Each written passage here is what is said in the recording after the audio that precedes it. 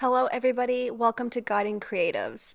I'm Alex, and today we're going to talk about what taking a chance on yourself really looks like.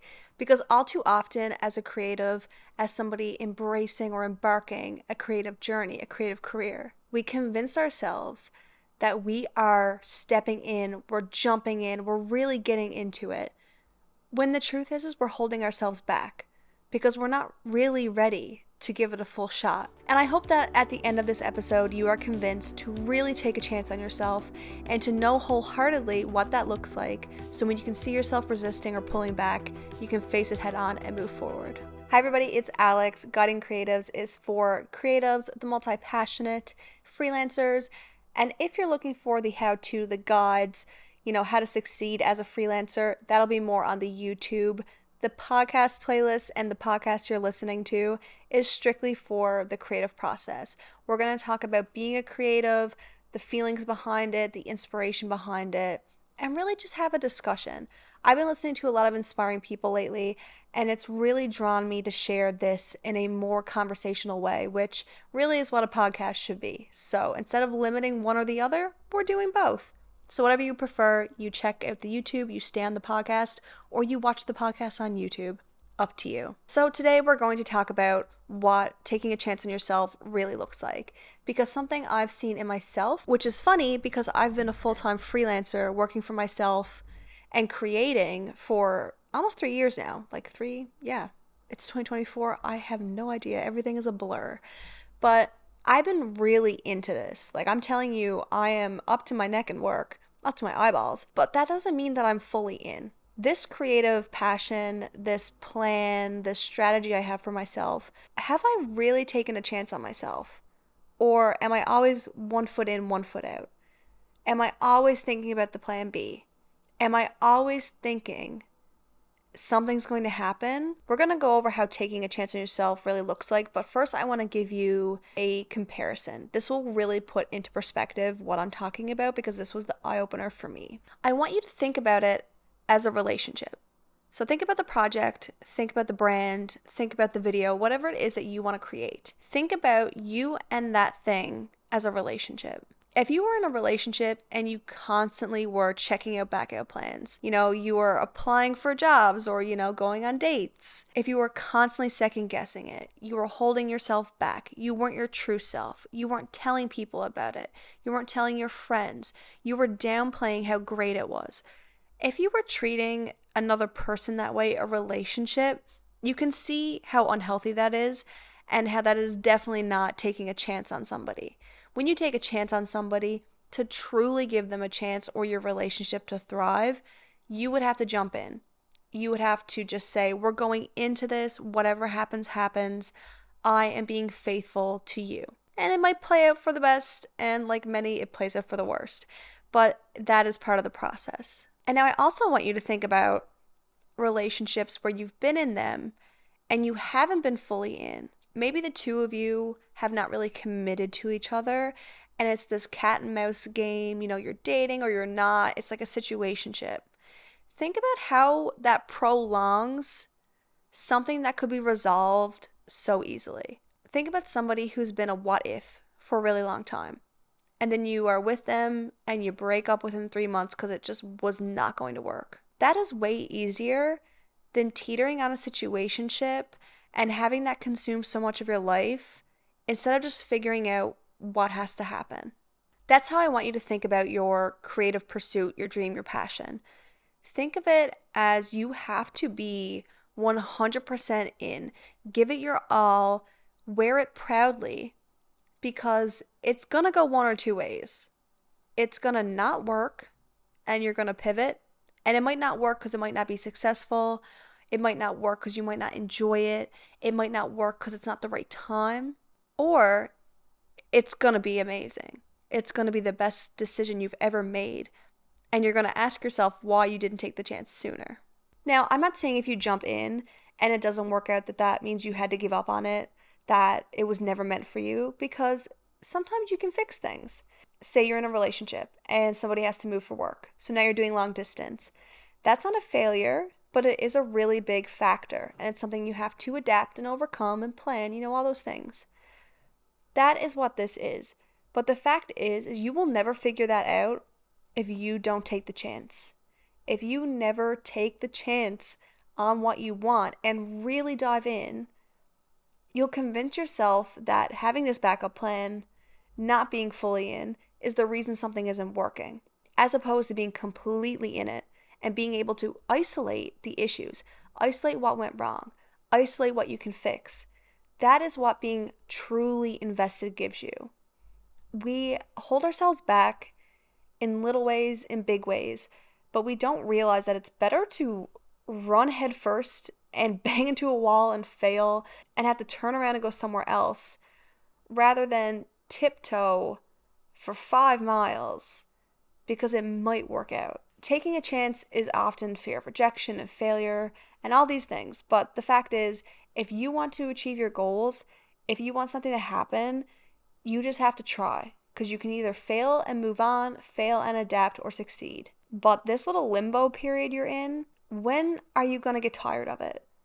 Or is it comfortable? That's a big issue too. But I've been doing my morning pages lately, and that's what these podcasts are really going to be based on. My little stickers and my random things I write. It's coming from me, my thoughts, my experiences, and what I'm consuming in terms of media. And I think it's great to open this door for conversation. So, one of the things that you need to do to invest in yourself fully, and you've heard this term around, but it's the scarcity mindset and thinking about growth or thinking about abundance. You are not taking a chance on yourself if you're constantly telling yourself that there's not enough for you. You're never going to have enough followers. You're never going to make enough sales. You're never going to be able to afford to do this. There's not enough room for you at the table. If you are constantly thinking or convincing yourself is what you're doing. You're not thinking this. You're convincing yourself that there's just not enough of something for you to succeed. You're not fully in it. I know sometimes we need those little breadcrumbs to convince us that it's possible for us, and that's completely fair. But when you get trapped in the scarcity mindset, you also kind of ignore those breadcrumbs. You're like, that was just a fluke. Like, that's just a coincidence. That wasn't as big of a deal as I made it to be. And you find yourself in this cycle. And something else you do is you hold on to product. Maybe you're an artist and you have these brand new paints, but you know the first few paintings are not going to be that great, so you don't want to waste your product, so you don't use it, so you don't paint, and then you don't put your art out into the world. You see how these little things that we don't think have that big of a timeline of an influence actually have a huge one. Another example, which is more true for me and what I can speak on, is I cling to my ideas. I love the ideas that I have, but I feel like if I don't execute them perfectly, that I'm only allowed to do it once, and that if I don't do it right, it'll be a lost idea. You know, this brilliance that I think I have, or this amazing thing I want to share with people, is in the void, and it was for nothing, which is not true. Every time I sit down and create, like filming this, talking this out right now, is so fulfilling to me. It changes me and it inspires me and it is the point of me. Like, I can't express more how this is what I'm meant to be doing. Whether it pays off or not in terms of money, mentally, it's exactly where I need to be. But if you're constantly afraid that you're going to waste something or you only get one chance or there's not enough for you, you're going to just fall into this trap of never mentally being in it 100%. And that has a lot of dominoes that fall. One of those, like we mentioned earlier, is backup plans. I think it's fun to have a backup plan. I walk dogs, okay? I walk dogs. It's constant income every week. It gets me outside. It's so fulfilling, and I know I'm really helping people out.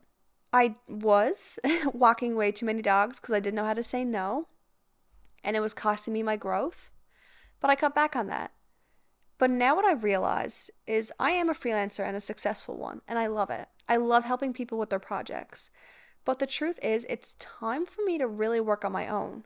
It's time for me to hire the freelancers and help the freelancers and coach the freelancers, not be the freelancer. So although I've convinced myself that my healthy backup plan is the dog walking, the backup plan that I'm stunting my growth with is I'm still taking on all these new clients and projects that take up my time Really, I'm operating with two backup plans. And I haven't really taken a chance on myself because I'm just fitting in the time to do this. I'm not making it my entire career, as opposed to going all in on this and using freelancing and dog walking to support this. So I really have to reposition backup plans. Another way we don't really take a chance on ourselves is when we're hard on ourselves for like hiccups, mistakes, obstacles, failures. I know it's so cliche to say that like feedback and criticism and failure is a learning lesson, but it is. If you want to be successful in a passion that you're putting out into the world, you're going to mess up. People are not going to like it. You're going to get some feedback. You're going to have to grow and evolve. If you got it right the first try, it wouldn't even be worth doing. That's true. Because the fun of it is leveling up. The fun of it is creating something new, being challenged. Or you're just going to get bored or do the exact same thing. Don't you want to grow? Don't you want to look at yourself in 2 years and be like, wow, I never thought I could get better than that, but look at me. Or wow, I never thought I would get better than that. Now look at me. So when you're taking a real chance on yourself, you have to be able to understand and accept things are going to go wrong. Things are not always going to go your way. You're going to have bad days, but that's part of the process. It doesn't mean that you need to pull back, that you need to resist. It just means you have to see it, learn from it, record it, whatever you need to do, and keep going. One of the biggest lessons that I've been slapped with this last year on what taking a chance on yourself really means is prioritizing your health and your wellness and your creative process. So, drinking your water, reading 10 pages in the morning, going outside for a walk when you want to, these seem like such little items. And because of that, we delay it. A client wants me to jump on a call. I better do that. I was going to read, but I better jump on the call. What we don't realize we're doing is when we say yes to these certain things, when you say yes to more work, when you say yes to stressful work, when you say yes to overcommitting, whatever it may be, you are saying no to something else. You have to understand what you're saying no to. If I didn't do these pages the other day when I was really stressed out, we would have nothing to talk about. I would be unprepared. I would push filming. I wouldn't have started this podcast in this new way. It would have been delayed, and I would have been wishing I started 2 years ago. So, although writing these morning pages seems like a simple thing that is okay if I miss, giving myself the grace and the permission to prioritize that shows I'm taking a chance on myself. Because I know that my well-being, my creative process, and my life is worth the investment. Because when I'm a better person, I can succeed more in my projects as opposed to doing more for my clients. When you convince yourself that these things can be on the back burner because you need to be of use to somebody else, that's when you're losing the plot. If you want to succeed, you have to live the life you want to live. You have to have that creative process.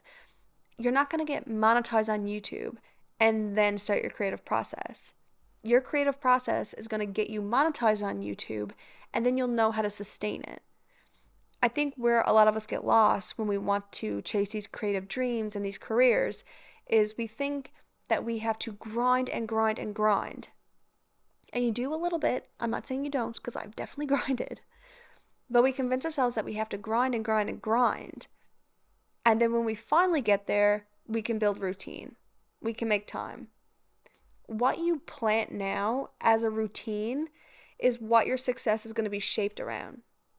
I could be making a lot more money with a lot more clients if I kept saying yes, which is a form of success, but it would never allow me to do this, what I'm doing right now. I would not have the time. I would not have the creative process to even sit down and think about it. So you have to consider what you're building now in terms of health and wellness is what you're going to scale. So if you're ignoring it, you're just scaling more burnout. You're scaling more unwellness. And It is an act of respect to yourself to take care of yourself through this process. Not to mention that overworking and, taking on more than you can is just an act of procrastination. It's an act of distrust in your own process because it's a form of scarcity. The final thing that we're going to finish off with, and the final way that we're really not taking a chance on ourselves and what we need to change, has to do with downplaying. I'm actually going to do a full episode on this because it's something very prominent in my life and my creative career, but we often don't give the proper respect to what we do and our craft. Even if you're in experimental phase, the planning phase, even if you are a beginner, there's still some tweaks and bugs to work out. There's still some skills you need to hone. The painting's not finished. Whatever it is that you're dealing with, it doesn't take away from the effort and the care and the inspiration and the motivation that is going behind your project and your career trajectory. I'm creating something that I think is going to help people become freelancers, which has changed my entire life. I was an oil field girly. I was working 3 weeks in the middle of the ocean with all men on a oil rig, and I was miserable. And now I'm here. I have a podcast. I have a brand and agency. I'm launching a membership, and I hope to do even more things. I did that. Yet, when people ask me about my business, I just do some graphic design. I just do some SEO. What will it take for me, in my head, what would it take for me to finally say, no, I run a business that does this, and speak proudly of it? Is it a number of followers? Is it an amount of money? Is it a number of newsletter subscribers? Because the truth is, those numbers that you might have in your head that you think will allow you to say, okay, I have enough to really brag about this. And I'm not saying you're bragging, but I have enough numbers to really be proud of this. That number doesn't exist. And if it does exist, it's completely made up. So what are you basing it on? Are you trying to outperform competitors? Are you comparing yourself to some random number because you saw somebody else have it on social media? Or do you think you need to have 7 figures because that sounds amazing? You need to be proud of the process. You need to be proud of every step that you're taking. You need to say, I'm building this. I'm really excited for it. I have no idea where it's going to go, but this is what I have planned. You need to be excited. You need to be proud. You need to stop hiding behind, it's just this, until you think it's going to be something. I could blow up overnight and I could brag about it. And sure, that would look good, but I wonder if that would feel good. Because where is that validation coming from? So we're going to end today with kind of a recap on what I said and some action items for you to do. So first of all, I want you to think about your career path, your goals, your dreams as a relationship. How are you treating that partner? Are you constantly looking for a backup plan? Are you not really engaging with them on a daily basis? Are you always thinking, there's something better, or they might not be that great? Really make yourself have that mental exercise. It may seem a little corny in your head or cringy, whatever word you want to use that I don't like, but it actually will really change your perspective because it's done a lot for me. I also want you to start, whether that be listening to affirmations, reading affirmations, putting it on a vision board, whatever you need to do to really think about all the opportunities that are available to you, that there is space for you. I need you to convince yourself. So I'm not sure how you do that because it's different for everybody in terms of like spirituality and affirmations. Maybe it's even just doing a little bit more market research. Because if, for example, like if you look how many active users are on a certain social platform, you'll begin to realize, you know what, I can actually reach 1,000 pretty easy. So maybe you just need to read some numbers. Don't underestimate that. In terms of punishing yourself and really just being hard on yourself for mistakes, when you get feedback, negative or positive, criticism or unwarranted hate, whatever you want to use, you put in this feedback tracker. and you say, okay, this is useful. This is nothing I can do with. Delete it, move on. Or this actually inspires me to create this, or to hone this, or to pivot this. Use it. That way, when you get feedback, failures, or mistakes, instead of dwelling on it or having it in the back of your head or feeling down about it, you use it as a tool. I also want you to prioritize your health and wellness. Let yourself fail. If you are overworked to the point that you can't go for a walk and miss the deadline.